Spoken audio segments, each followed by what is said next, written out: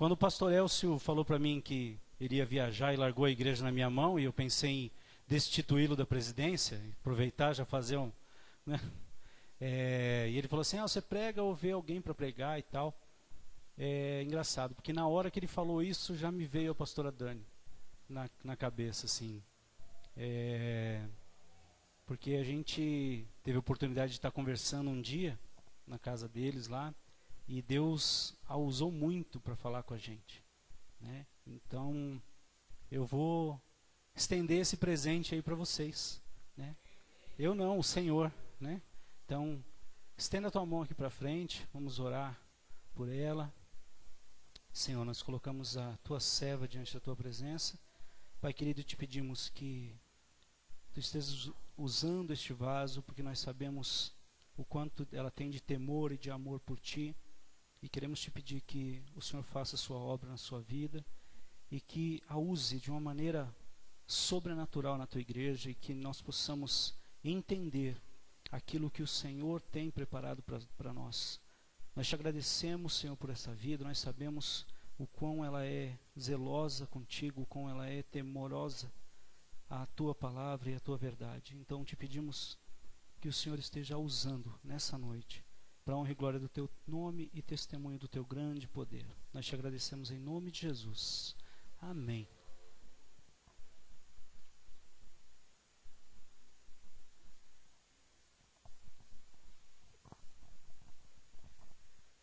Shalom.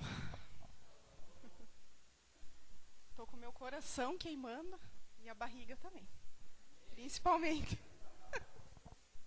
Amém? Baixa a tua cabeça, vamos orar. Amém? Pai querido, Pai santo, eu te entrego, Deus, nesse momento, Senhor, a minha vida, Pai, para que o Senhor venha me usar, Pai, como ferramenta nas tuas mãos nessa noite, Deus. Eu peço, Deus, em nome de Jesus, que nesse momento, Pai, todo o meu eu caia por terra, Deus, e que venha prevalecer o teu Espírito Santo aqui na frente, Deus. Que as palavras que saírem da minha boca, Pai, não sejam minhas, mas seja tua por inteiro, Deus. Eu peço, Pai, em nome de Jesus, que o Senhor venha quebrantar corações nessa noite, ó Pai. Que o teu povo possa realmente entender, ó Pai, a mensagem que o Senhor tem para todos nós nessa noite, ó Pai. Eu peço, Deus, o teu cuidado sobre as nossas vidas, Senhor. E principalmente, Deus, a tua misericórdia, Deus. É o que nós te pedimos, Senhor, nessa noite. Te agradecemos, Pai Santo. Amém, Jesus. Amém? Amém. Abre a tua Bíblia em Gênesis 3, capítulo 1.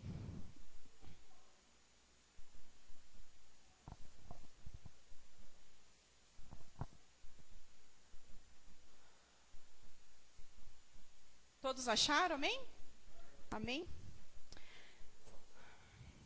Mas a serpente, mais sagaz que todos os animais selváticos que o Senhor, Deus, tinha feito, disse à mulher: é assim que Deus disse: não comereis de toda árvore do jardim? Respondeu-lhe a mulher: do fruto das árvores do jardim podemos comer, mas do fruto da árvore que está no meio do jardim, disse Deus: dele não comereis, nem tocareis nele, para que não morrais.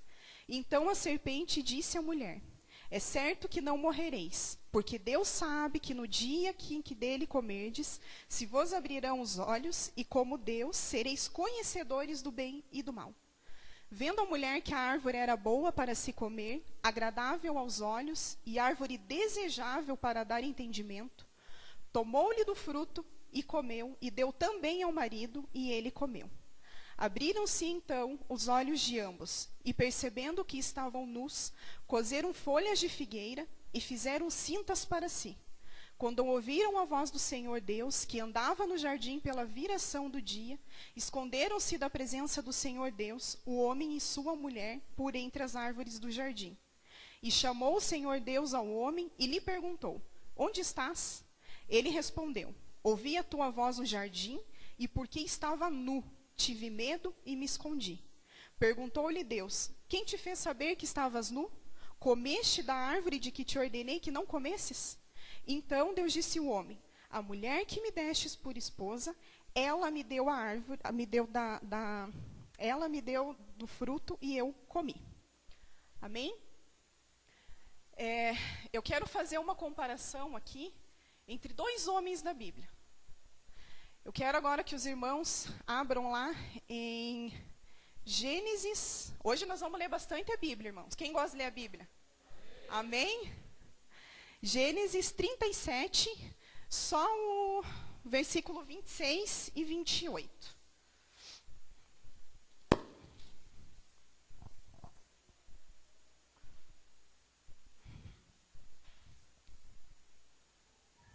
Então disse Judá aos seus irmãos: de que nos aproveita matar o nosso irmão e esconder-lhe o sangue? Vinde, vendamo-lo aos ismaelitas, não ponhamos sobre ele a mão, pois é o nosso irmão e nossa carne. Seus irmãos concordaram. E passando os mercadores midianitas, os irmãos de José o alçaram, e o tiraram da cisterna, e o venderam por 20 ciclos de prata aos ismaelitas. Eles levaram José ao Egito. Amém? O próximo lá, Gênesis 39, versículo 6.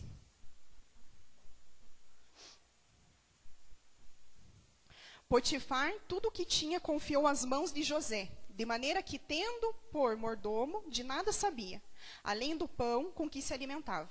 José era formoso de porte e de aparência. Aconteceu depois dessas coisas, que a mulher de seu senhor pôs os olhos em José e lhe disse: deita-te comigo. Ele, porém, recusou e disse à mulher do seu senhor: tem-me por mordomo o meu senhor, e não sabe do que há em casa, pois tudo o que tem me passou ele às minhas mãos. Ele não é maior do que eu nesta casa, e nenhuma coisa me vedou, senão a ti, porque és sua mulher. Como, pois, cometeria eu tamanha maldade e pecaria contra Deus? Falando ela a José todos os dias, e não lhe dando ele ouvidos para se deitar com ela e estar com ela. Sucedeu que certo dia veio ele à casa para atender aos negócios, e ninguém dos de casa se achava presente. Então ela o pegou pelas vestes e lhe disse: deita-te comigo. Ele, porém, deixando as vestes nas mãos dela, saiu fugindo para fora. Vendo ela que ele fugira para fora, mas havia deixado as vestes nas mãos dela, chamou pelos homens de sua casa e lhes disse: vede, trouxe-nos meu marido este hebreu para insultar-nos. Veio até mim para se deitar comigo, mas eu gritei em alta voz. Ouvindo ele que eu levantava a voz e gritava, deixou as vestes ao meu lado e saiu fugindo para fora. Conservou ela junto de si as vestes dele, até que o seu senhor tornou a casa. Então lhe falou, segundo as mesmas palavras, e disse: o servo hebreu que nos trouxeste veio ter comigo para insultar-me. Quando, porém, levantei a voz e gritei, ele, deixando as vestes ao meu lado, fugiu para fora. Tendo o Senhor ouvido as palavras de sua mulher, como lhe tinha dito, desta maneira me fez o teu servo. Então se lhe acendeu a ira, e o Senhor de José o tomou e o lançou no cárcere, no lugar onde os presos do rei estavam encarcerados. Ali ficou ele na prisão. O Senhor, porém, era com José. Ele foi benigno, e lhe deu mercê perante o carcereiro, o qual confiou às mãos de José todos os presos que estavam no cárcere. E ele fazia tudo quanto se devia fazer ali. E nenhum cuidado tinha o carcereiro, e de todas as coisas que estavam nas mãos de José, porquanto o Senhor era com ele, e tudo o que ele fazia, o Senhor prosperava. Então, eu não sei se alguém já pescou a mensagem, mas vocês devem estar se perguntando o que tem a ver uma coisa com a outra, né? Qual que é o sentido. Então, vamos entender aqui. Em Gênesis 39, a Bíblia fala de um homem chamado José, que foi vendido pelos seus irmãos, porque os irmãos dele tinham ciúmes dele, né? Inveja. O que não acontece nos dias de hoje, né? Não é nada parecido com o que acontece nos dias de hoje. Quando eu orei a Deus para que Deus trouxesse para mim uma mensagem, eu orei para o Senhor assim: Senhor, que essa mensagem possa falar realmente com todos. Possa falar com as esposas, com os maridos, com os filhos, com os jovens, né? Porque às vezes a gente vem na igreja e todas as palavras são bênção, né? Mas às vezes a gente se coloca assim: essa mensagem hoje foi mais para casais, ou essa mensagem hoje foi mais para as pessoas mais velhas, não foi para nós jovens. Então, no decorrer da pregação, vocês vão estar analisando que tudo está ligado com todos nós, com toda a faixa de idade, intrinsecamente ligado. Amém? Então, José foi vendido pelos irmãos, né?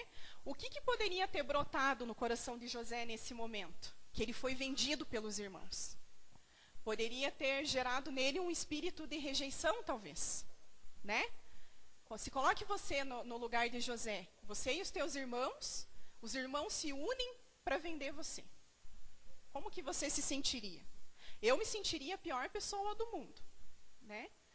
A pregação de hoje vai falar sobre as nossas desculpas, as justificativas que nós damos em todo o tempo da nossa vida para todas as coisas, né?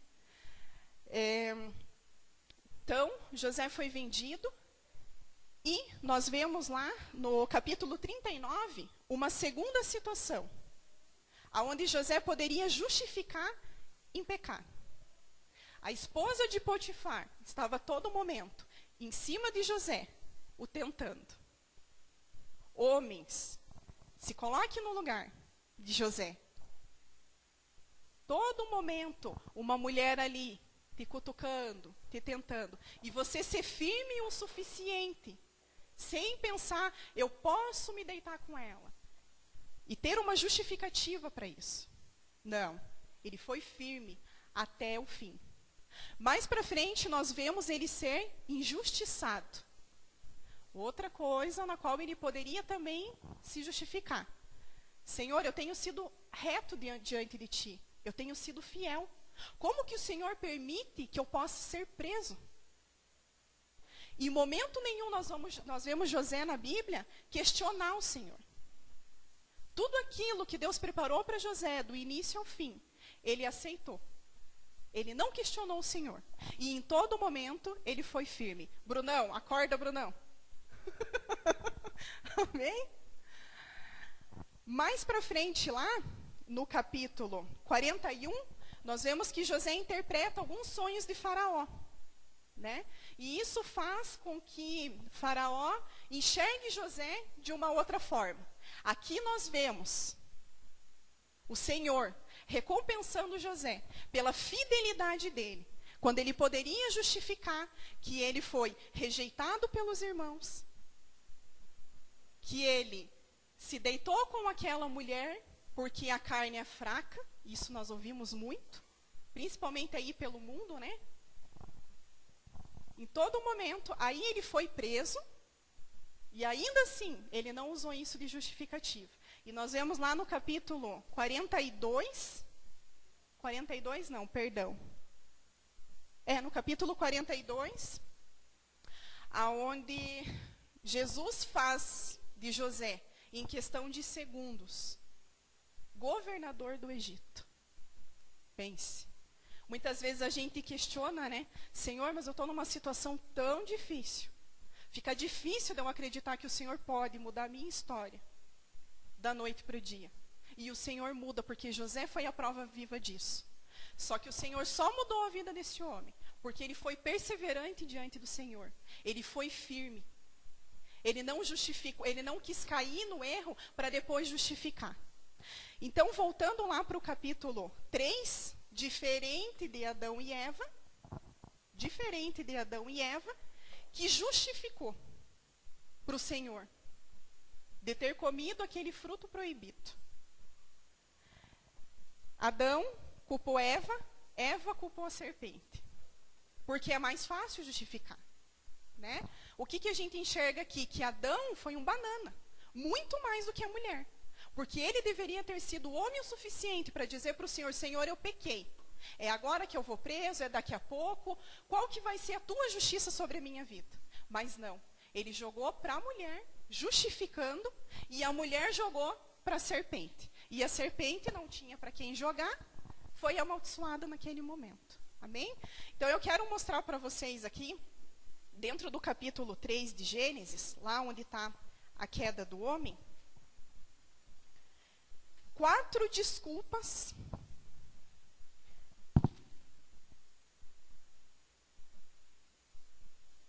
4 desculpas que nós usamos até nos dias de hoje. Isso aconteceu mais ou menos há 2000 anos atrás. É impressionante como é o caráter do ser humano. Há 2000 anos atrás. E nós conseguimos trazer essas desculpas até os dias de hoje. Porque não tem nada novo para nós inventarmos. Então, nós usamos a mesma coisa. Muitos de nós, eu mesma, quando nós lemos o capítulo 3 aqui, que nós olhamos o que Adão fez, nós colocamos assim: como que pode o Senhor ter dado tantas coisas para este homem? E esse homem ainda ter sido ingrato com o Senhor? Como pode? Se fosse eu, jamais eu faria isso. Será? Muitas vezes, o que nós vemos? O pastor Wesley, que é policial. A gente vê muita notícia aí de policial que mata bandido. E muitas vezes os policiais são afastados, injustiçados, são presos, e ele se torna um bandido no lugar do bandido, e o bandido passa a ser coitado. E daí nós olhamos, às vezes, diante dessa situação, e nós olhamos assim: meu Deus do céu, como que um policial teve coragem de tirar a vida de um homem? Ninguém merece a morte. Mas será que se nós estivéssemos no lugar desse policial, será que nós não faríamos o mesmo? Se esse bandido entrasse na tua casa para fazer qualquer mal para os teus filhos, para os teus pais, quem não tem filhos, será que nós não agiríamos igual? Então eu creio que é um momento da gente começar a refletir mais, antes de abrir a nossa boca para julgar. Ouvir mais o Senhor, antes de criticar aquilo que nós vemos. Amém? Essas 4 desculpas que nós vemos,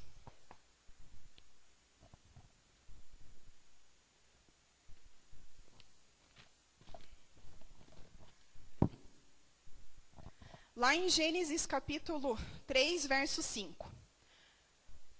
Porque Deus sabe que no dia em que dele comerdes, se vos abrirão os olhos, e como Deus sereis conhecedores do bem e do mal. Não bastou Deus dizer para Eva para não comer aquele fruto. Ela precisou experimentar do fruto. E isso nós fazemos nos dias de hoje. Às vezes o pai e a mãe falam lá: jovens, não faz isso, que a consequência vai ser aquilo. Não, mas eu preciso experimentar. Vai que é diferente. Foi a mesma coisa aqui que aconteceu. Eva não confiou em Deus aqui 100%. Ela não confiou. Muitas vezes, nós vemos o diabo nos acusar. E muitas vezes, através até de pessoas manifestas de demônios, dizer assim: eu vou te matar, eu vou tirar os teus filhos, eu vou acabar com a tua família. E o que nós fazemos? Nós ficamos com medo.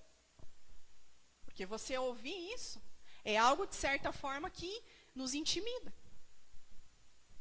Olha a credibilidade que Satanás tem com a gente. E quando Deus manda alguém, ou através de um sonho, Deus mostra que Ele vai te fazer abençoado, que Ele vai te fazer próspero, que Ele tem uma obra na tua vida, para que você caminhe com Ele, que Ele tem sonhos para a tua vida. A primeira coisa que nós fazemos: Senhor, é a tua voz mesmo? Ou será que sou eu que estou pensando isso? Nós queremos provar Deus.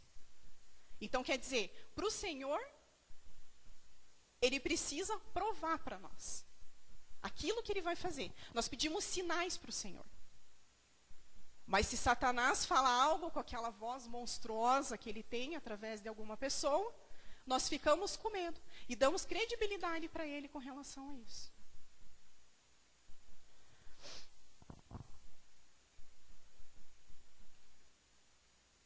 A segunda desculpa que nós usamos antes de pecar, porque isso é dividido. Nós usamos 2 antes de pecar e 2 para depois que nós pecamos. Porque nós precisamos também justificar depois que nós pecamos. A segunda justificativa que nós damos é... Perdão, irmãos, me perdi aqui. Não tem nada a ver. Não tem nada a ver. Não tem nada a ver. Quem que nunca falou isso? Não vai dar nada. Não vai acontecer nada. O que tem a ver eu sair um pouquinho, beber um pouquinho? O que tem a ver eu ficar com a minha namorada sozinha em casa, sem os meus pais estarem juntos? Não dá nada, não tem perigo. Eu sei o meu limite. Eu sei até onde eu posso ir.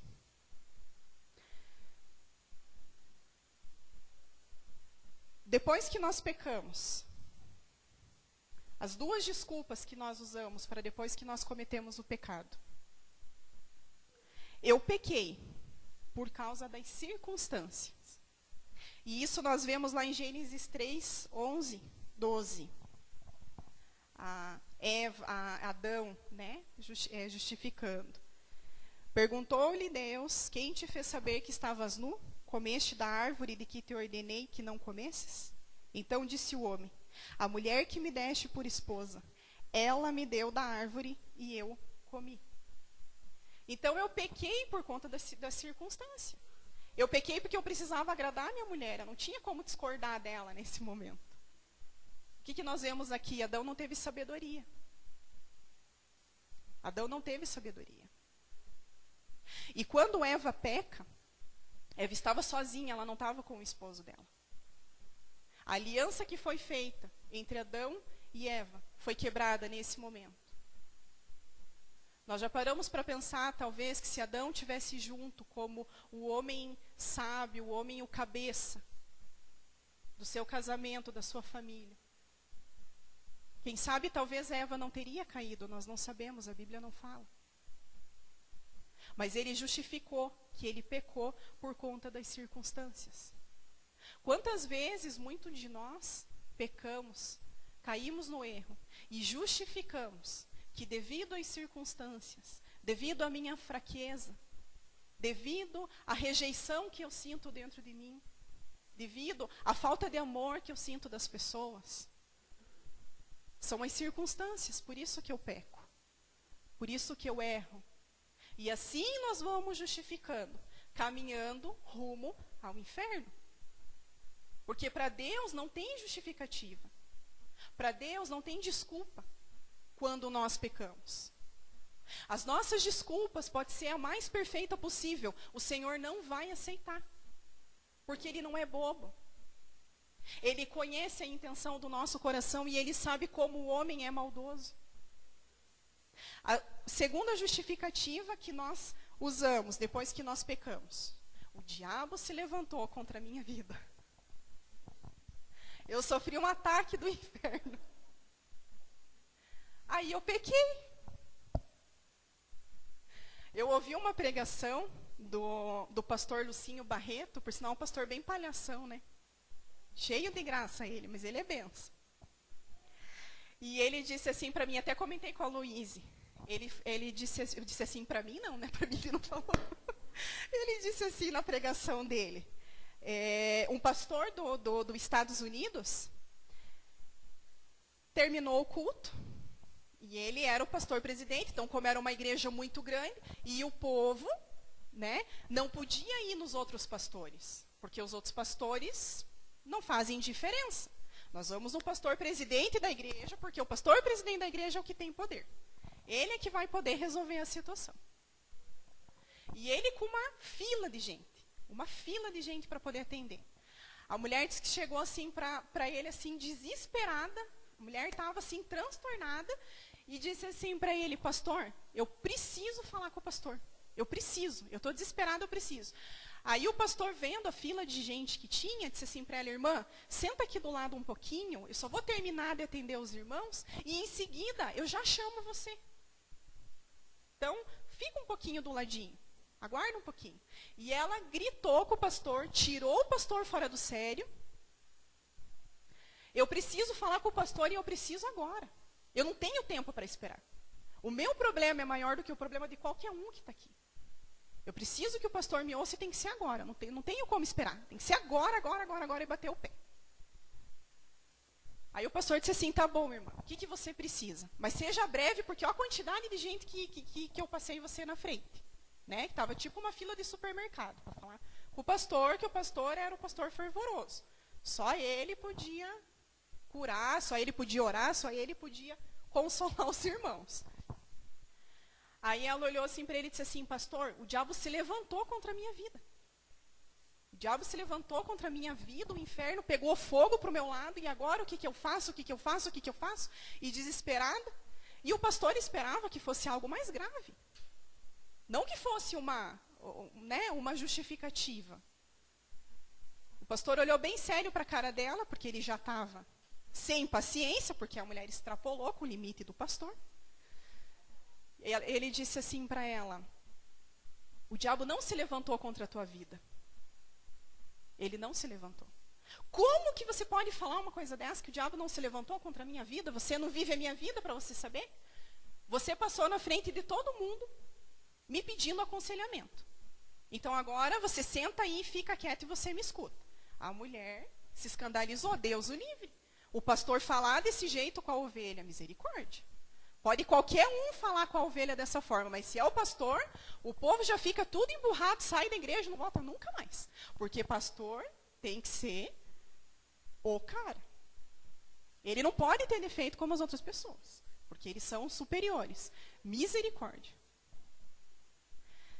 Como que você está falando que o diabo não se levantou contra a minha vida? Como que o senhor pode dizer uma coisa dessa se eu estou confirmando aqui para o senhor que o diabo se levantou contra a minha vida? E eu preciso de uma oração. O pastor olhou para a cara dela e disse assim: o diabo não se levantou contra a tua vida porque você nunca fez nada relevante para que ele se levantasse contra a tua vida. O que você tem feito para Deus? No que você tem trabalhado para somar no reino? Para que o diabo se levante contra a tua vida? Nunca. Nunca. Eu não te vejo trabalhar. Eu não te vejo servir. Você não tem vida de servidão. O diabo, ele vai mexer com aqueles que estão funcionando. O inimigo vai tentar aqueles do qual o diabo se sente ameaçado por eles. Não você que não faz nada. A mulher não sabia o que falar para esse pastor. Era uma mistura, o pastor contou nessa pregação que era uma mistura de raiva com vergonha, porque quando a gente fala a verdade, e a gente toma aquilo para nós, porque nós sabemos que nós erramos, nós nos sentimos envergonhados. E nunca mais essa mulher voltou para incomodar o pastor. Mas ela tirou ele fora do sério. Então essa é a segunda desculpa que nós usamos para justificar o nosso pecado. Agora eu vou citar aqui, e eu quero que você aí no teu lugar, vá analisando cada desculpa dessa. Porque tem uma lista de desculpa que nós usamos. E não é pouca, né? Aqui foram algumas, porque se for para a gente botar tudo no papel, é muita coisa. É muita coisa. Não tem nada a ver eu sair com o pessoal da escola, com o pessoal da faculdade para tomar uns golinhos. Eu até estou ganhando Jesus para eles. Muitos de nós fazemos isso. Com o pessoal do trabalho, não tem problema. Porque é uma forma que eu tenho de mostrar para essas pessoas que Jesus é o Jesus da liberdade. Meu Deus é o Deus da liberdade. Qual que é o problema? A gente precisa tirar essa aparência que o mundo tem, que nós somos careta. O que a palavra de Deus fala sobre isso? Que todas as coisas me são lícitas, mas nem tudo convém que eu faça. Para você ganhar essas pessoas para Jesus, você não precisa se igualar ao mundo.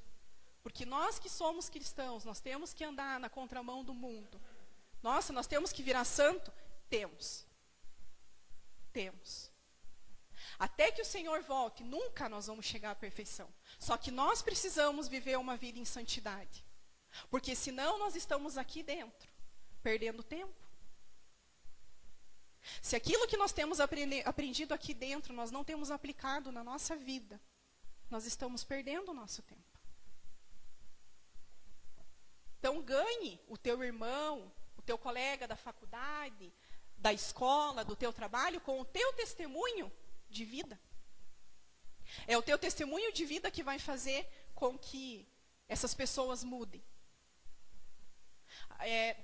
Deu para ver isso em duas situações que aconteceram aqui na igreja. Uma aconteceu com o pastor Hamilton e outra com o pastor Gil. O pastor Hamilton é taxista. No meio dos taxistas, muitas vezes, rola piadinha, coisas assim, tal e tal. E o pastor Hamilton trouxe 2 famílias para essa igreja, através do testemunho de vida dele. Porque ele não se igualava àqueles taxistas que viviam no mundo. Ele sabia qual era a função dele lá fora. E quem ele era no Senhor. Porque nós precisamos saber quem nós somos no Senhor. Porque uma vez que eu ando com pessoas do mundo, eu preciso saber quem eu sou no Senhor. Eu preciso ser decidido na minha escolha. Porque o evangelho, você ser crente, ser evangélico, como as pessoas nos colocam títulos, né? Que nós somos evangélicos. Nós precisamos saber quem nós somos do Senhor. Ainda que eu sente numa roda de um pessoal que está bebendo, de um pessoal que está falando palavrão, de um pessoal que está usando droga, eu não vou me contaminar com isso. E possivelmente, se isso for uma verdade na tua vida, as pessoas que estão ali naquela roda vão se sentir incomodados diante da tua presença. Porque na tua presença reflete o caráter do Senhor. Na tua presença resplandece o rosto de Jesus. A segunda situação que aconteceu foi com o pastor Gil, que eu acredito que ele já citou isso no culto. Um pastor, para quem não conhece, que congregava aqui com a gente, que por sinal era benção. Ele trabalhava num lugar e o pessoal queria se reunir depois do trabalho para ir para uma casa de prostituição. Toda uma marada queria ir lá para a casa de prostituição. Tinha saído o pagamento, o pessoal estava com o bolso cheio. Vamos curtir esse pagamento aqui, vamos fazer a festa. E eles convidaram o pastor Gil, sem saber que o pastor Gil era pastor, pelo que eu me recordo da história. Convidaram o pastor Gil para ir. E o pastor disse assim para eles: não, eu não vou. Eu agradeço o convite, mas eu não vou. Poxa, pastor, como? Poxa, Gil, como que você não vai? Você é gay? Não gosta de mulher? Olha como o diabo é sujo. Ele faz de tudo. De tudo, para que a gente caia em pecado. Agora vocês imaginem que quando você resiste à tentação, como o diabo não é envergonhado. E como o Senhor não é prevalecido nesse momento. E ele disse assim: eu não vou, vocês podem ir, mas eu não vou. Aí piadinha daqui, piadinha dali, e ele firme, perseverante. Eu não vou. Até que um desses rapazes ficou encasquetado. Ele queria ter certeza se realmente o pastor não tinha alguma coisa de errado. Ele chegou no pastor, chamou o pastor num canto e disse assim: como que pode você ter uma oportunidade assim, que todo homem quer conhecer, e você não aceitar? E ele disse assim para esse rapaz, esse colega de trabalho dele: porque eu sirvo um Deus de santidade. Porque eu devo satisfação de tudo aquilo que eu faço na minha vida para esse Deus. Porque eu presto conta com esse Deus. Porque esse mesmo Deus que eu sirvo hoje, um dia ele vai vir me buscar. E eu quero subir com ele, eu não quero ficar. E sabe vocês têm ideia, irmãos, do efeito que isso fez na vida desse irmão? Esse irmão olhou assim para o pastor Gil e disse assim: Gil, eu quero esse Jesus que você serve. Eu quero esse Deus que você serve. Porque para um homem dizer não à casa de prostituição, é só tendo esse Deus que eu não conheço. Porque isso não é normal para um homem. Isso não é uma atitude de homem. Homem que é homem, ele vai. Ele não diz não. Ele é aberto para experimentar, para fazer o test drive, para saber como é que funcionam as coisas. E o que aconteceu naquela noite? Esse homem aceitou Jesus. Ele disse assim: eu quero aceitar esse Jesus que você serve. Eu quero entregar a minha vida para ele. Então, o que nós enxergamos com isso? E se ele tivesse ido para casa de prostituição? Nossa, mas ele é pastor. E daí? E se ele tivesse ido? Ele é homem, como todos os homens. Esse homem não teria sido ganho para o Senhor. Não teria. Isso é fruto. Isso é resultado de nós vivermos o Evangelho de acordo com o que diz na palavra do Senhor. Isso é nós sermos fiéis a um Deus que a todo momento é fiel com a gente, ainda que nós não mereçamos. Ele é fiel. A segunda desculpa que nós damos, essa daqui é boa. Olha, essa daqui é bacana, porque é comum. É comum. Eu já usei. Quantas vezes? Ninguém me ajuda. Ninguém me ajuda. Senhor, meu Deus do céu, eu estou passando por um perrengue na minha casa. Eu não tenho nada para comer. Eu não tenho dinheiro. Eu não tenho nada. E os irmãos da igreja vê. E ninguém me estende a mão. Amados, se nós não dissermos a dificuldade que nós estamos passando para o corpo que nós congregamos, se nós não aprendermos a dividir o nosso fardo com aqueles que servem esse mesmo Deus com a gente, porque aqui nós somos um só corpo. Aqui não existe o individual. Existem talvez pessoas com que a gente tenha mais contato, outras que não tenha tanto, mas quando Jesus voltar, se todos nós, pela misericórdia do Senhor, vamos subir, o Senhor vem buscar todos nós juntos. Agora, se nós não colocarmos para essas pessoas que nós precisamos, não tem como saber. Quantas vezes eu passei por dificuldade dentro da minha casa e eu não abri a boca para poder falar para os irmãos? Uma vez aconteceu uma situação num grupo, né, pastora Sandra, que eu não me manifestei no grupo. Precisava comprar umas coisas lá para o lanche e eu não me envergonho de falar. Eu estava acho que desempregada. Estava desempregada. E a empresa onde o Murilo trabalha paga tudo errado, não dá para contar com eles com muita coisa. E eu lembro que eu não me manifestei no grupo. Em momento nenhum me manifestei. E olha que eu tenho intimidade com as pessoas desse grupo.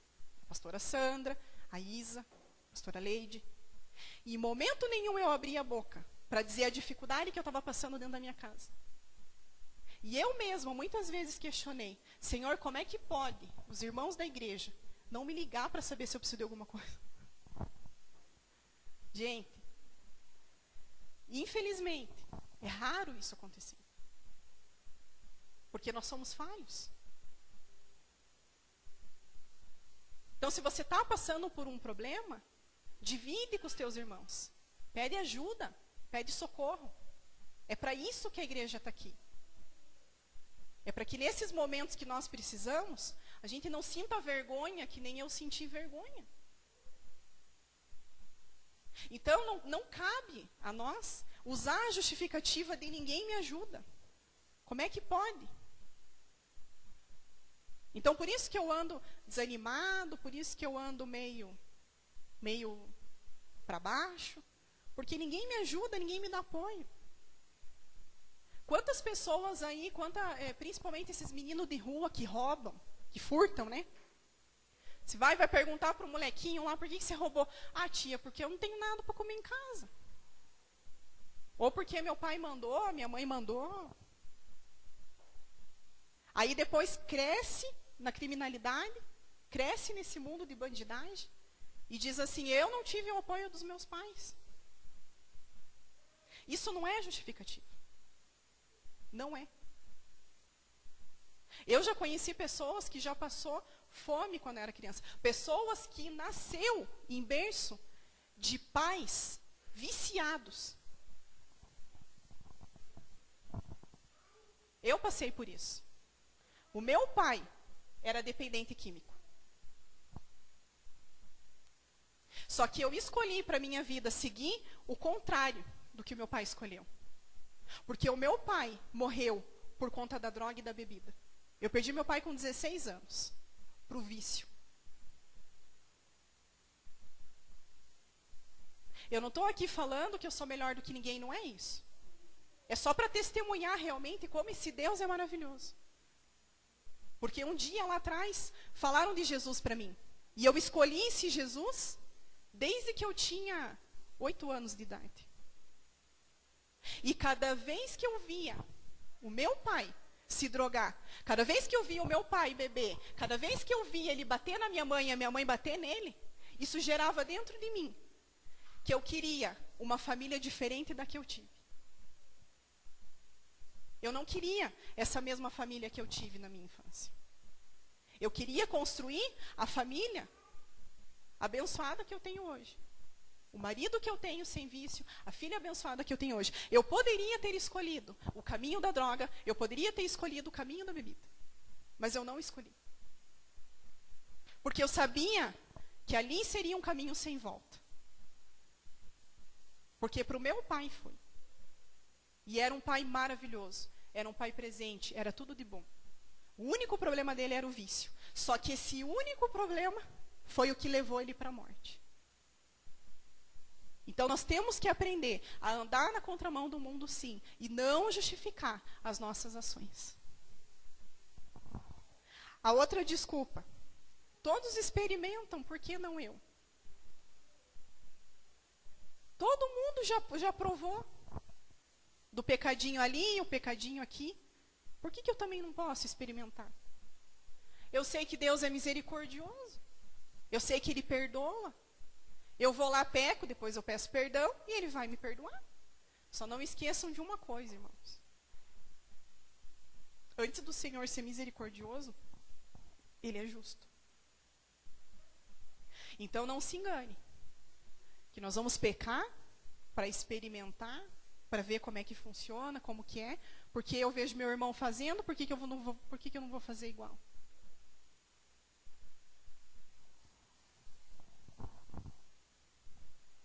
A outra justificativa.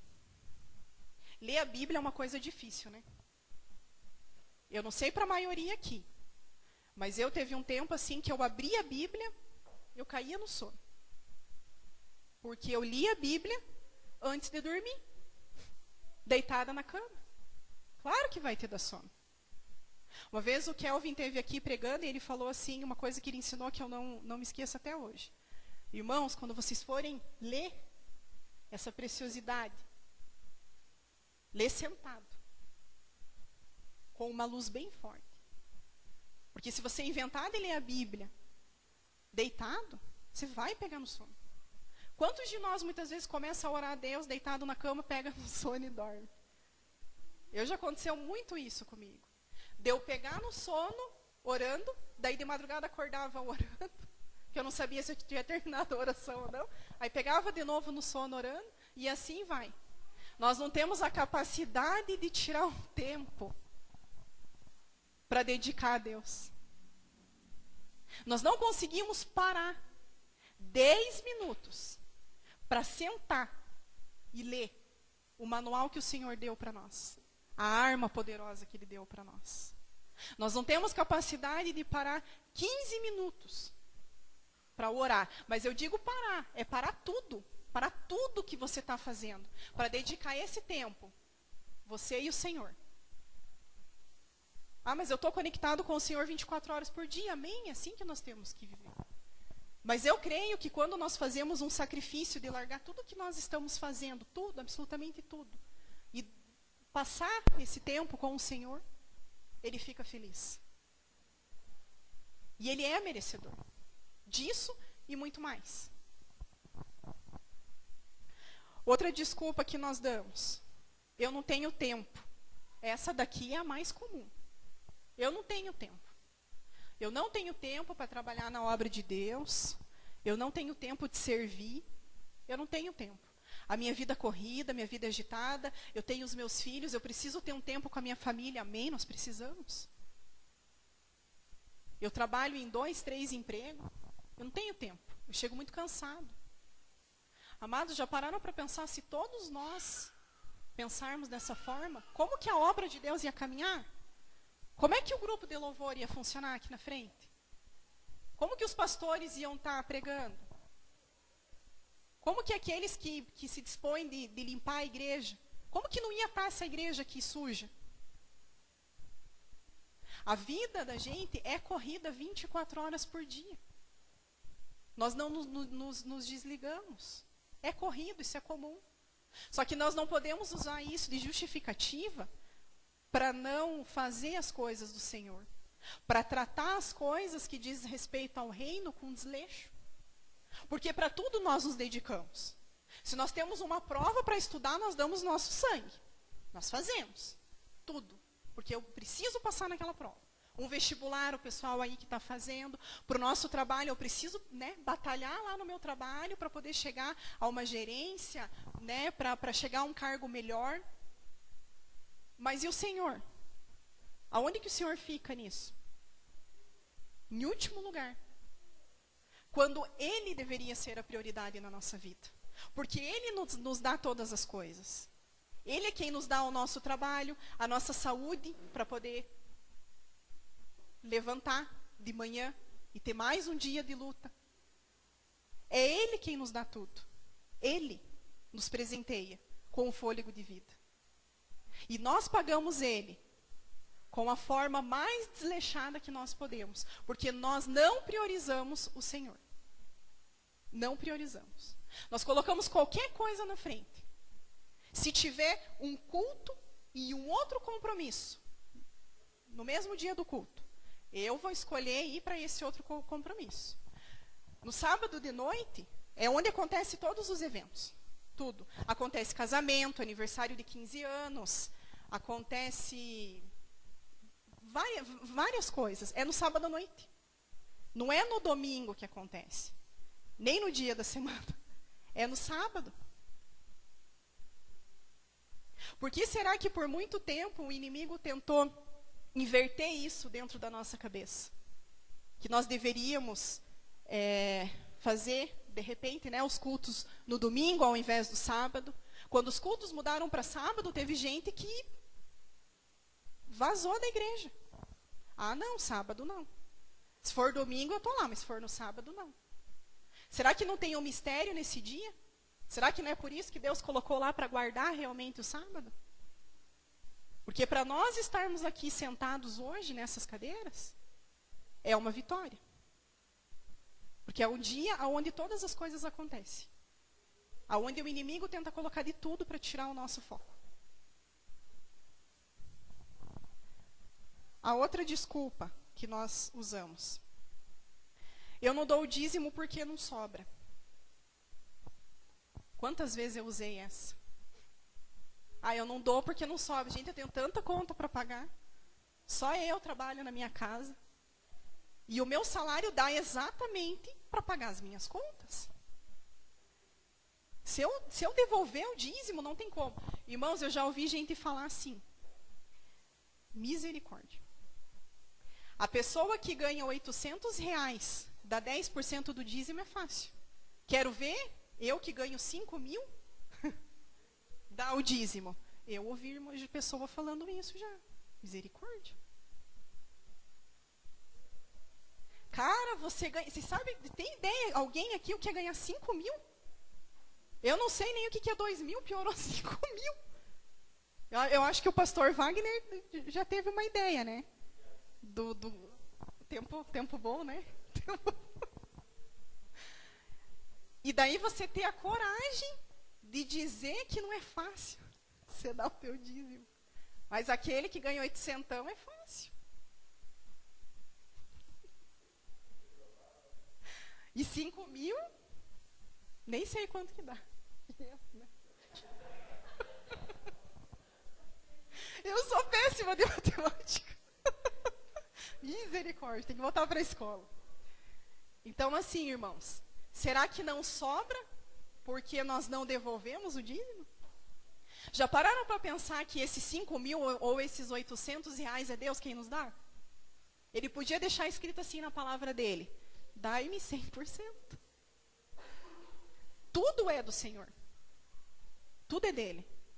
E Deus te pede apenas 10%. E nós conseguimos roubar do Senhor.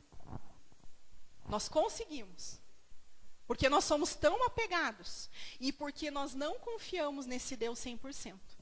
Porque se nós confiássemos que esse Deus supre todas as coisas, nós separaríamos o dízimo por primeiro.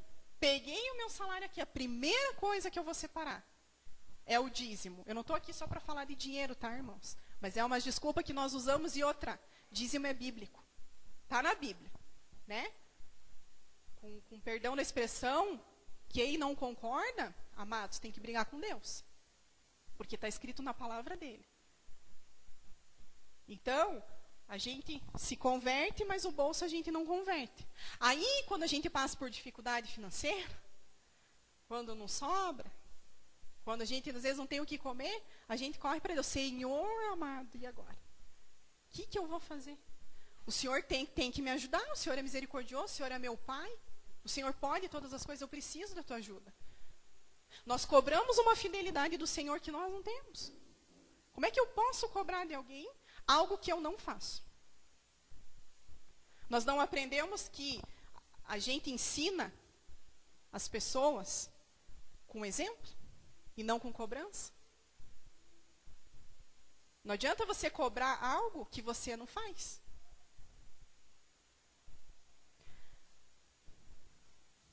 Outra desculpa que nós usamos. Eu estou assim porque eu não consigo encontrar nenhuma igreja e nenhum pastor bom.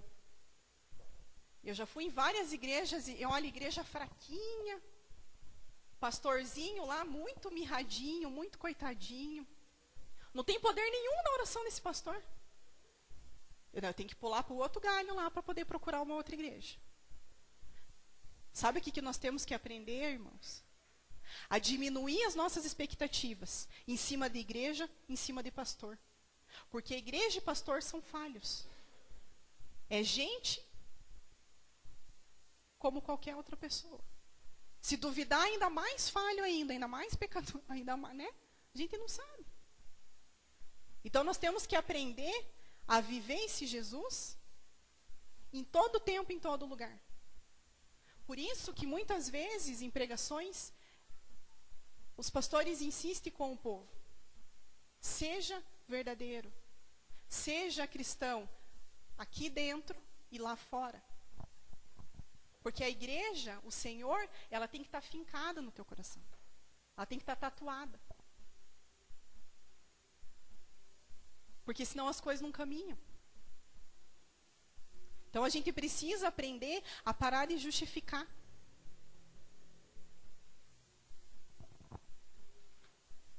Outra desculpa que nós usamos. O Brasil está em crise. O Brasil está em crise, então está tudo em crise. O país está quebrado, por isso que as coisas não vão para frente. O meu bolso não enche, não tem o que faça. Os políticos roubam. O Brasil é o pior país que existe. O que nós estamos fazendo com isso? Desmerecendo o lugar que Deus te estabeleceu. Nós temos que aprender a orar pelo nosso país, ao invés de justificar, achando 1000 defeitos. Pode não ser o melhor país de se morar. Mas nós temos que aprender a orar pelo nosso país. Porque isso aqui, o Brasil, foi o Senhor quem fez. Foi Ele também quem criou esse país. Os políticos roubam. Então não tem problema eu não pagar imposto. Né? Não tem problema. Qual que é a diferença de você ir no mercado, a moça ou o rapaz que está no caixa te dá umas moedinhas a mais de troco, e você vê que o troco está errado e você não devolve o troco. Para um político que rouba milhões. Só porque o valor que o político roubou é significativo e as moedinhas do mercado. Não existe pecado e pecadinho. Para Deus, o pecado é do mesmo tamanho. Você vai ser julgado pelo Senhor da mesma forma. Você está roubando. Está errado. Então não é o país que está em crise. E outra, digo mais. Ouso dizer mais. Se nós como igreja, não só nós aqui, Raiz de Davi, todas as igrejas evangélicas que existem no Brasil, todas as igrejas cristãs, se mobilizasse num dia, numa tarde de oração, todas juntas, será que o Senhor não mudaria a condição desse país? Pelo clamor do povo dele, pedindo a misericórdia dele sobre o nosso país? Vamos aprender a orar mais e julgar menos. Outra desculpa, jovens. Meus pais não me ouvem, eles não me entendem. Eu falo, eu tento explicar, eu tento expor o porquê que eu fiz isso, o porquê que eu fiz aquilo, mas a minha mãe não entende, ela não consegue entender, porque ela é de outra geração. Meu pai não me entende. Pelo fato dos pais serem de outra geração, é porque são vividos. E com toda certeza, filhos, se vocês fizerem o oposto do que os pais estipulam para vocês, vocês só têm a perder. Porque pai e mãe é sábio. Nós podemos não concordar, mas por obediência eu vou fazer. Por amor eu vou fazer. Vocês podem ter certeza absoluta que quando vocês aprenderem a parar de enxergar pai e mãe como careta, como quem não sabe nada, porque não é dessa geração, porque não entende nada, o que está na moda, o que não está. Quando os filhos aprenderem a valorizar mais os pais e a ouvir a voz dos pais, a tua condição vai mudar. Dificilmente um pai ou uma mãe vai aconselhar um filho para levar ele para o buraco. Dificilmente. Talvez eles podem não estar muito inteirados das coisas que acontecem nos dias de hoje. Pode ser. Só que pai e mãe é sábio. É autoridade sobre as nossas vidas. 80% dos filhos que não escutam os pais, que não obedecem os pais e justificam que erram, porque pai e mãe não ouvem, porque pai e mãe não entendem, eles caem. E é uma judiação isso com os jovens. É um pecado isso. Porque eles poderiam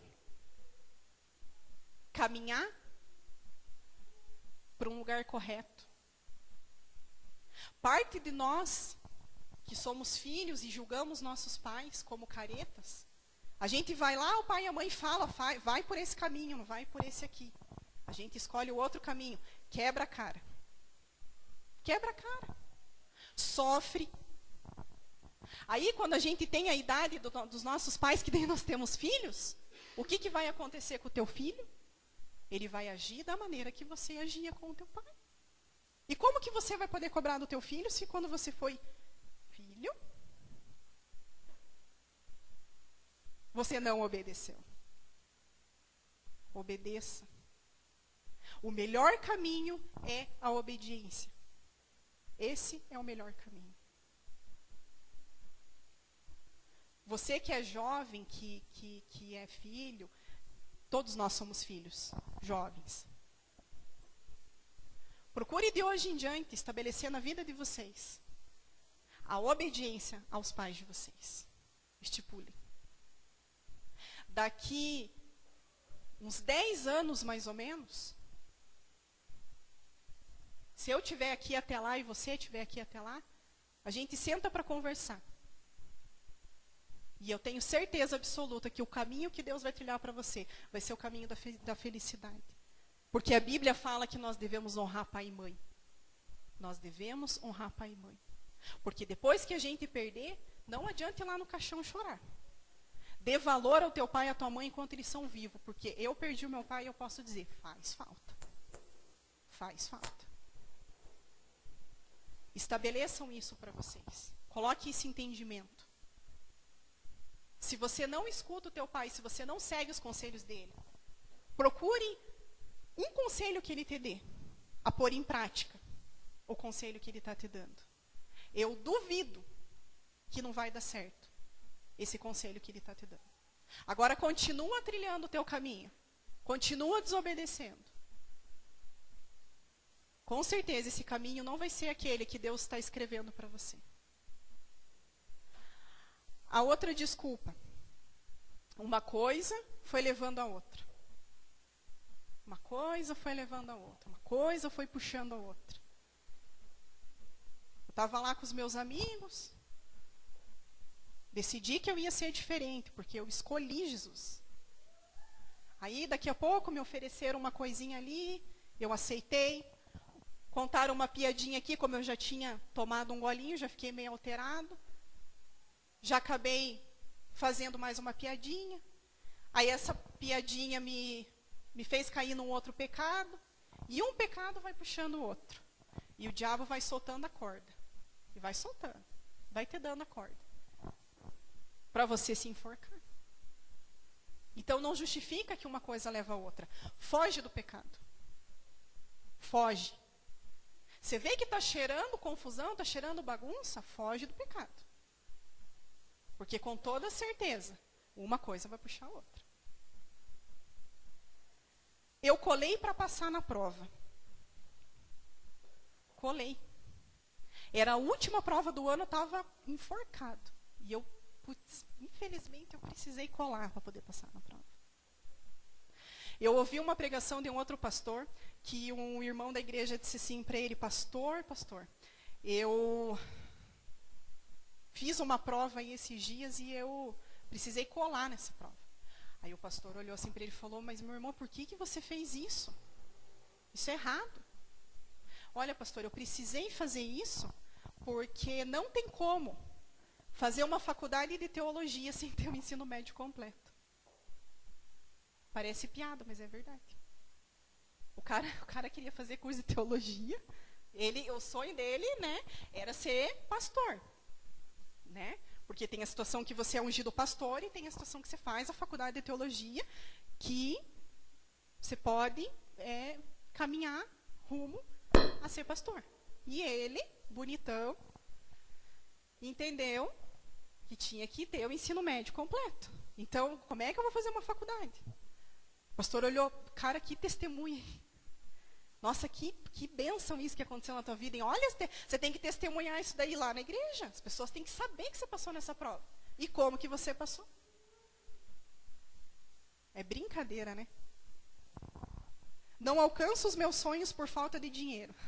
Bem-vindo ao mundo inteiro. Bem-vindo ao mundo real. Não alcanço os meus sonhos por falta de dinheiro.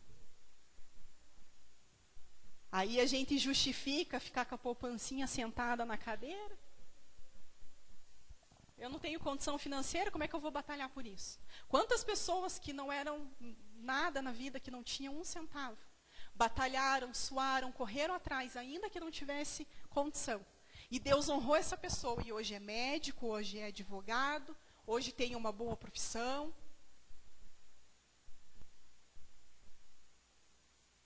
E outra questão que entra aqui: não alcançar os objetivos por falta de dinheiro.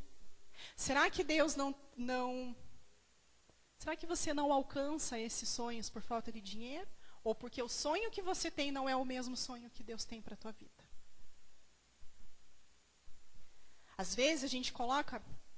Eu sempre fui uma pessoa muito decidida, teimosa, cabeça dura, né, amor? Teimosa. Eu vou fazer, porque eu estou ouvindo Deus falar comigo. Ele me deu um sonho. E lá naquele sonho ele está comprovando para mim que é isso, aquilo. Totalmente falta de discernimento, né? Não é que realmente é isso. É que você quer tanto que você acaba confundindo que Deus quer isso para você. E quantos objetivos que eu determinei para mim, eu não consegui alcançar porque não era a vontade do Senhor para minha vida. Não era aquilo que Deus queria para mim. Não é proibido sonhar. Claro que não, de maneira alguma. Só que ainda que seja o teu desejo, a tua vontade, busque no Senhor se essa é a boa, perfeita e agradável vontade dEle. Se for, Ele vai te abençoar sem sombra de dúvida. Isso vai acontecer, no tempo dEle, mas vai acontecer. Se não acontecer, não brigue com Deus. Apenas espere, porque com certeza Ele não permitiu, porque Ele tinha algo muito maior e muito melhor para fazer na tua vida. A gente precisa aprender a confiar no Senhor 100%, entregar para Ele e descansar nele.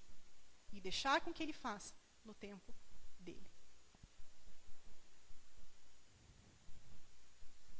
Eu ajo assim porque eu preciso fazer de tudo para ganhar todos para Cristo. Então eu discuto religião, eu discuto a Bíblia. Eu sei tudo, eu tenho conhecimento. A minha igreja me ensina coisas que tem igreja que não ensina. Eu sou o cara, eu tenho poder. Aí eu vou lá e quero colocar a tudo quanto é custo na cabeça das pessoas. Eu te digo isso por experiência própria. Que se tem a obrigação de guardar, vai falar isso para o não crente, de guardar o sábado. Que essa pessoa ela tem que devolver o dízimo, senão a vida dela não vai para frente. Que o Natal é pecado, que nós aprendemos. Eu falei para minha prima que não é crente, que a gente já comemorou o Ano Novo, ela me chamou de louca.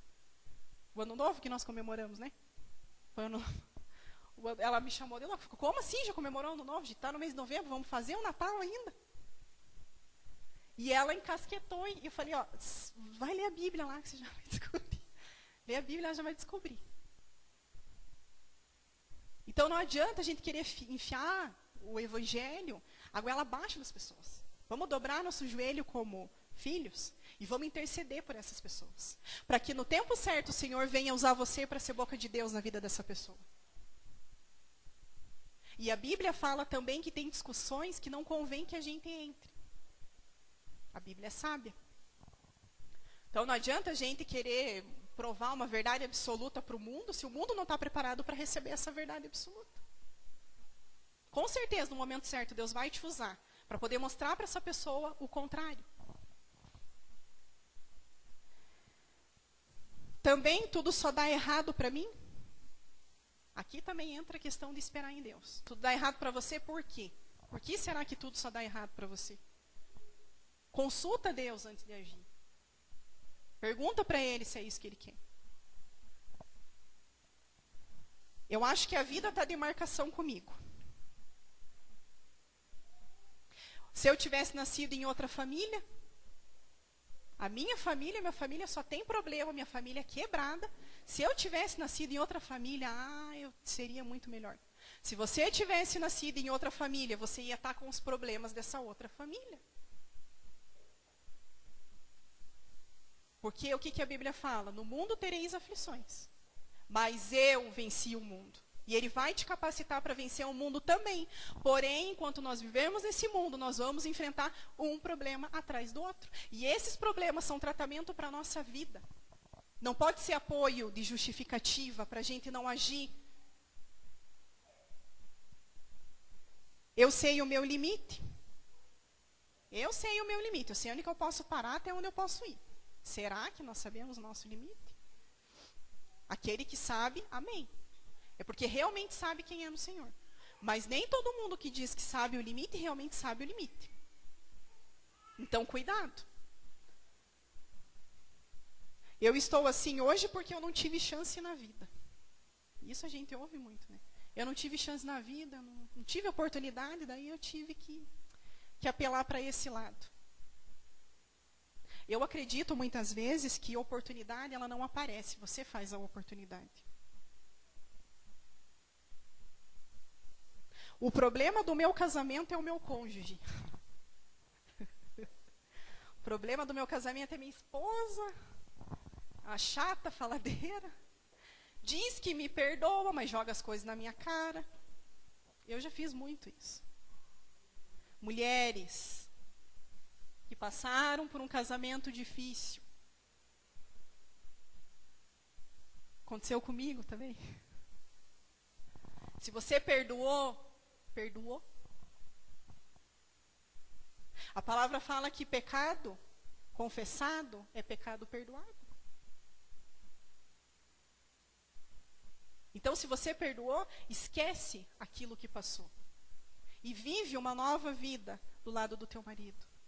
Não se una lá no salão de beleza, onde você faz unha, para falar mal do marido, porque as mulheres em salão falam que é gostoso falar mal de marido. É bom. Homens, esposo. Ainda que nós mulheres sejamos gralha, e eu digo isso por experiência, que a gente fale, né, amor? Quando o marido está lá trabalhando em casa, dando sangue, você quer conversar, você é carente. Dê atenção à tua esposa. Amém? Ninguém me valoriza no meu trabalho, ninguém me valoriza no meu ministério. No meu trabalho lá, ninguém reconhece o que eu faço. O fulano lá que faz um monte de coisa errada, esse daí é prevalecido. Agora eu, que sou fiel ali no trabalho, dentro do ministério, nas igrejas, a gente vê muito isso. Quantas vezes eu me senti carente de atenção da minha líder e eu sempre me achava a menor de todas. Cara, vai se fazer terapia. Vai se tratar, que você está precisando. Não é nem um psicólogo, é um psiquiatra. Porque essa carência que nós temos, a gente não tem que buscar em liderança, em pastores, não é, amados. É no Senhor. Porque aquilo que eu falei no início, o homem, ele é passível de erro. E ele pode sim te decepcionar. Só que existe um homem, um único homem, chamado Deus, que nunca vai te decepcionar. Então deposita as tuas carências nele. Não justifica que você não funciona no teu trabalho, que você não funciona dentro do teu ministério, porque a culpa é do teu líder. A culpa é do teu gerente.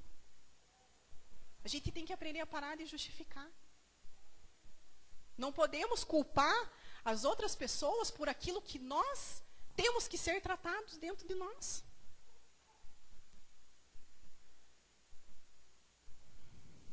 Eu pedi a Jesus para ele me livrar, só que ele não me ouviu. Essa também tem. As pessoas da igreja estão fazendo errado, por que eu também não posso? Eu vi a irmã lá fazer fofoca lá. Falar mal. Aí eu cheguei lá na rodinha também, porque é gostoso falar mal. E fiz igual. Aí o pastor veio e chamou a minha atenção. Mas não chamou a atenção dela. Se sinta honrado se Deus enviou uma pessoa para chamar a tua atenção, porque com certeza Deus quer tratar você nesse momento. Então não se iguale às pessoas. Mesmo que você esteja dentro da igreja. Procure sempre ser diferente. Procure sempre fazer o melhor para Deus. E procure sempre tentar ser o melhor para Deus. Será que é proibido eu me divertir um pouquinho?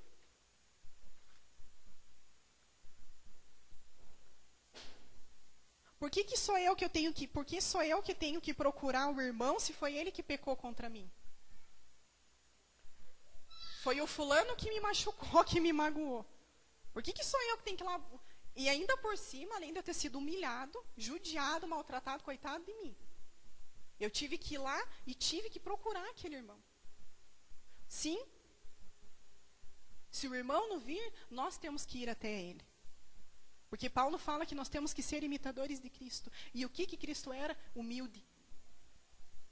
Ele foi humilhado na cruz, maltratado, judiado, por amor a um povo que hoje desmerece ele, que hoje não reconhece o sacrifício que ele fez naquela cruz. Então, o que nós, bonitões, temos de diferente? Que não podemos fazer aquilo que Jesus fez em humildade. Se nós somos nada diante da grandeza desse Deus.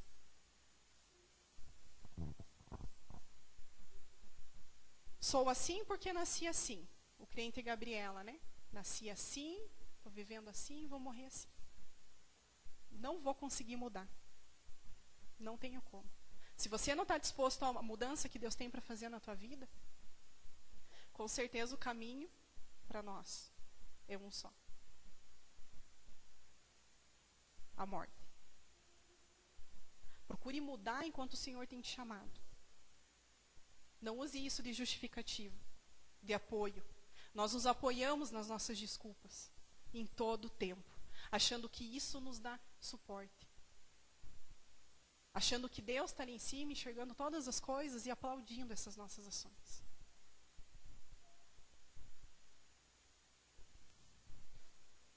Eu não venço na vida porque quando acaba um problema, começa outro. Eu não me envolvo mais com a obra de Deus, né, como já foi citado, porque eu não tenho tempo. Então, assim, irmãos, para concluir, até que enfim, 10:03. Muita desculpa. Uma desculpa atrás da outra. Uma desculpa atrás da outra. Só que o mais engraçado, para finalizar, será que aqueles homens que andavam com Jesus, os homens que estão aqui na Bíblia, eram melhores do que nós? Eram diferentes de nós? Eram santos como o Senhor era? Por que esses homens, grandes homens da Bíblia, foram tão usados pelo Senhor? E a gente questiona, às vezes, dizendo que nós somos pequenos e damos justificativas porque não queremos nada sério com o Senhor. Abraão era velho demais. Isaac era sonhador. Jacó era trapaceiro. Moisés era gago. Gideão tinha medo. Sansão era mulherengo. Raabe era prostituta. Jeremias era jovem demais. Davi foi adúltero e assassino. Isaías tinha lábios impuros e pregou nu. Jonas fugiu de Deus. Noemi era viúva e desamparada. Jó perdeu tudo o que tinha. João Batista era esquisito. Pedro negou a Cristo. Os discípulos duvidaram da ressurreição. Marta se preocupava demais. Maria Madalena foi possuída por demônios. A mulher samaritana tinha se divorciado por diversas vezes. Zaqueu era pequeno e feio. Timóteo tinha doença. Paulo tinha matado crente. Lázaro tinha morrido. Se todos esses caras na Bíblia conseguiram fazer grandes coisas para o reino, por que o Senhor não vai nos capacitar para fazer as grandes obras que esses homens fizeram? A Bíblia fala que o Senhor fez as obras e Ele nos capacita para fazer obras maiores do que o que Ele fez. Só que nós não dispomos do nosso tempo em oração, em leitura da Bíblia. Às vezes aqui na igreja. Quanto de nós, às vezes, chega aqui um pouco mais cedo? Poderíamos ter um tempo de oração com o Senhor. Eu mesmo não faço isso, não faço. Eu poderia estar com o joelhinho dobrado ali na cadeira, em oração ao Senhor, colocando o culto que vai acontecer em oração. Só que nós achamos que isso é perder tempo. Então, se nós achamos que estar aqui dentro é perder tempo, que Deus tenha misericórdia da nossa vida. Nós não somos dignos de estarmos aqui dentro, então.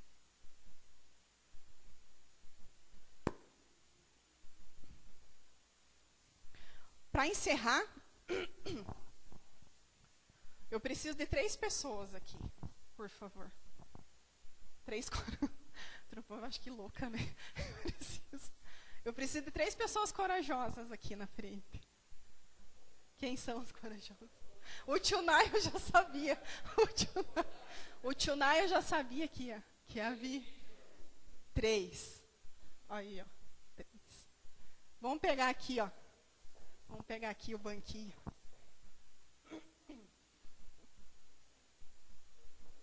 Banquinho da bateria.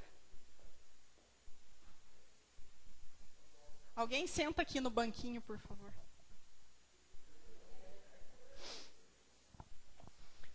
Aqui, vem a Alisson aqui atrás, você, e o Vini aqui na frente. Louco, né? Alguém já imagina o que vai sair aqui? Talvez.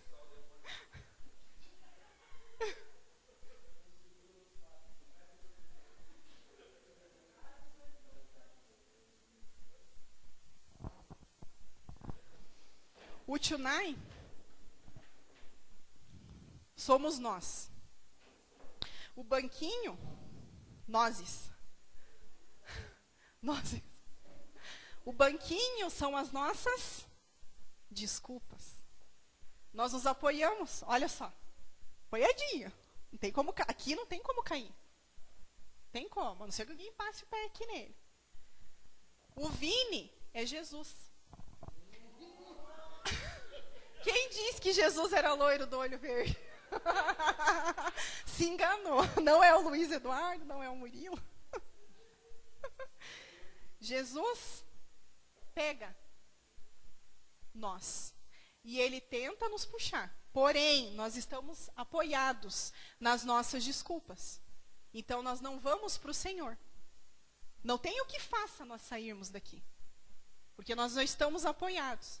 As desculpas que nós usamos nos dá firmeza. Agora, Quando? Levanta um pouquinho, Tunai.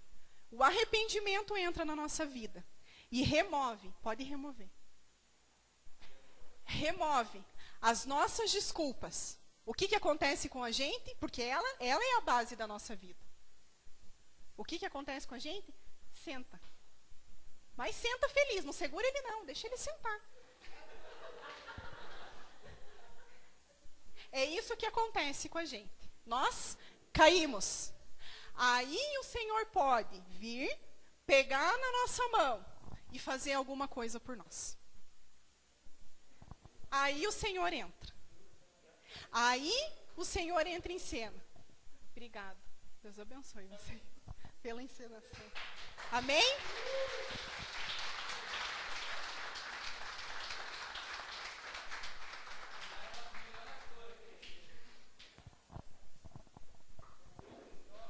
Amém. Foi ou não um presente? Foi, para mim foi. Como eu tenho dito, né? Deus tem falado tanto com a gente. Deus tem nos lapidado de uma forma tão especial. A gente é tão cheio de falhas, a gente é tão pequeno mesmo. Mas a cada culto, a cada palavra, a cada estudo, cada vez que a gente se reúne, e depois das palhaçadas que a gente faz, tudo, como Deus está moldando o nosso caráter. Como cada... Eu falei isso já outras vezes, né? Mas é impossível cada pregação você não lembrar da anterior e ver onde uma encaixa na outra, e como Deus vai cada vez aprofundando mais, né? Até separar juntas e medulas. Deus tem, cara, Ele está entrando e moldando a gente de uma maneira que só pode ser porque a volta do Senhor está muito perto. E que a gente possa estar preparado, né? E o que eu também sempre falo, que tudo que a gente ouve aqui, que não fique só aqui dentro, que não fique só guardado na nossa mente, para que a gente fique lembrando dessa pregação durante a semana, mas que a gente transforme isso em atitudes no nosso dia a dia, né? Pastora Dani, que Deus te abençoe muito. Foi um presente, como foi a do pastor Wesley semana passada. Cara, a gente é muito agraciado, né? Porque em tudo a gente pode ver a mão do Senhor. Em tudo a gente pode ver que nada tem fugido daquilo que tem sido falado anteriormente. Nada é combinado, nada é... mas tudo se encaixa, né? Então, eu queria pedir, dando continuidade à direção do culto pelos Rede Feminina, a pastora Simone vai orar pelas famílias. Você que tem aí esse é um momento de você colocar diante do Senhor a tua família, a tua casa, né? E que nessa semana a gente possa aplicar um pouquinho mais daquilo que foi falado hoje. Que a gente largue o banquinho das desculpas para longe, tá? Para não bater a cabeça que nem o Tunai bateu. Chuta para mais longe. Mas que a gente pare de se apoiar em muitas coisas que nos apoiam, mas nos afastam do Senhor. Amém? Assim que a pastora Simone terminar de confabular ali, ela vai orar pelas famílias. Amém? Vai glorificando aí, igreja. Aleluia. Oh, glória. Pronto? Antes de orar pela família, embora é a família também, queria pedir para Isa e o Vini vir aqui na frente. A cegonha dessa igreja aqui, tá vendo um monte de neném por aí, né? Que acredita em cegonha. Vamos orar por eles, impor as mãos e abençoá-los, que vem um baby por aí. Um menino ou menina, não sei, não sabemos ainda, mas é bênção do Senhor. Mais um bebê para a família, do pastor Elcio e a pastora Leide. E acredito que é nossa família, toda família. E que acredito que isso é um presente do Senhor para a vida de vocês. Amém? Vamos estar orando por eles. Senhor Deus e Pai, muito obrigada, Senhor, por esse casal. Obrigada, Senhor, porque o Senhor abriu a madre da Isa, Pai, para que ela venha ter um bebê, Senhor, para que ela venha a continuar, Senhor, dar continuidade à família, Pai, que o Senhor instituiu por ele e pelo Vini e pela Isa. O Senhor possa estar, Senhor amado, abençoando a criança desde o seu ventre, Pai. Que ela venha a ser consagrada a Ti desde agora, Pai, desde a concepção até o nascer, até o findar da vida, Senhor. O Senhor possa estar de maneira tal, abençoando, livrando de todo mal, mesmo dentro do ventre, livrando de toda doença, livrando, Senhor amado, de todo ataque do inimigo, que ela venha, Senhor amado, a esse mundo, porque foi planejado por Ti. Te agradecemos, Senhor, por mais esse presente, em nome de Jesus. Amém. Queremos outro chá de bebê, bem lindo. Engraçado, na véspera do chá da Manu, e ela não tinha contado ainda, né, que estava grávida, não sei se ela não sabia, acho que não sabia ainda não. E eu falei assim, ô Isa, quando você engravidar, quem que vai fazer o teu chá? Ela, eu, né, pastora, eu não vou conseguir ficar parada. Aí, acho que na segunda-feira ela já deu a notícia. Então vamos orar pela nossa família. Se você puder ficar de pé, direciona sua mão para o seu lar. Vamos estar abençoando aqueles que ficaram em casa e não puderam vir, aqueles que não querem vir, aqueles que já tomaram decisão, mas desistiram pelo caminho. Então, que nós possamos colocá-los na Tua presença. Senhor Deus e Pai, muito obrigada, Senhor, por cada família aqui representada. Obrigada, Senhor amado, possa entrar em cada lar, entrando com a provisão, Senhor, financeira, do emprego, dos mantimentos, Senhor, das contas, tudo aquilo que nós temos que honrar. Que o Senhor possa estar abrindo as portas do céu, como também o Senhor possa estar tirando, Pai, todo o vício de cada lar aqui representado, aqueles que já tomaram decisão, Pai, por Ti, mas pararam pelo caminho, aqueles que não puderam vencer um vício, Pai, aqueles que não puderam vencer o mal, Senhor. Nós colocamos agora o Teu sangue, Senhor amado, sobre cada vida, Senhor, para que possam estar libertas em nome de Jesus.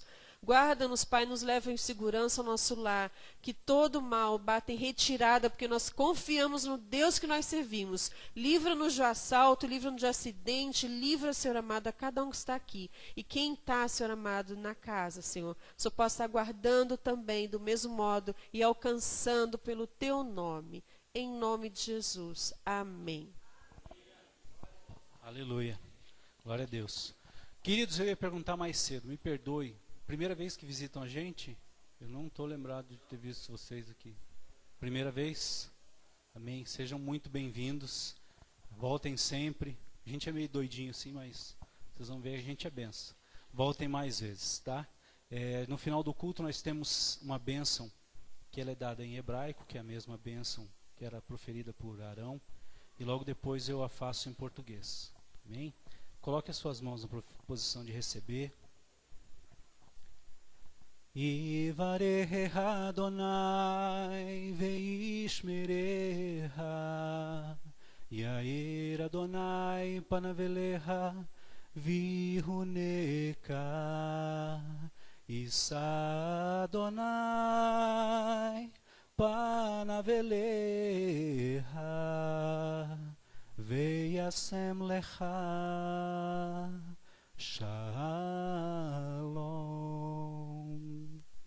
Que o Senhor Deus te abençoe e te guarde. Que o Senhor faça resplandecer o seu rosto sobre ti e tenha misericórdia de ti. Que o Senhor sobre ti levante o seu rosto e ponha em ti a paz.